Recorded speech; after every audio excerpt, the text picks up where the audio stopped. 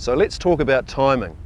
At the beginning and end of each stroke, there's a pause just long enough to let the line fully straighten out in the air behind us before we start the stroke in the opposite direction. Now, that pause is directly proportional to the amount of line that we have outside the rod tip.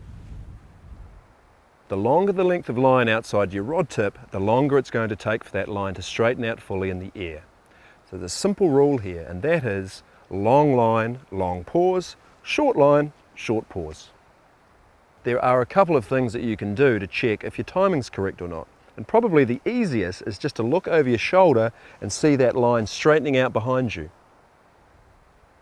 If your timing is too short, it's likely that you're going to hear that whip cracking noise and you're going to be losing flies, and that normally happens on the back cast behind you.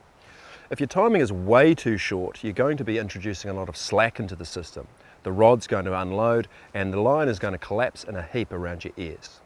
Alternatively, if your timing is too slow and you're pausing too long, then gravity is just going to take over and your line's going to fall to the ground behind you. Now again, that usually means that you're going to end up ticking the grass or the rocks or the bushes behind you, and you're going to lose more flies.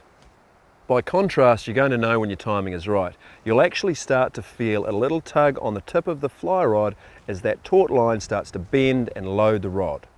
A loaded rod is simply a bent rod, and you bend that rod against the weight and inertia of a fly line.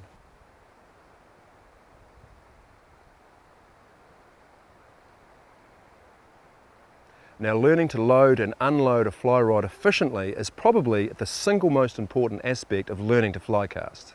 So remember that tip. You have to vary the pause according to how much line you have outside the rod tip. So long line, long pause, short line, short pause.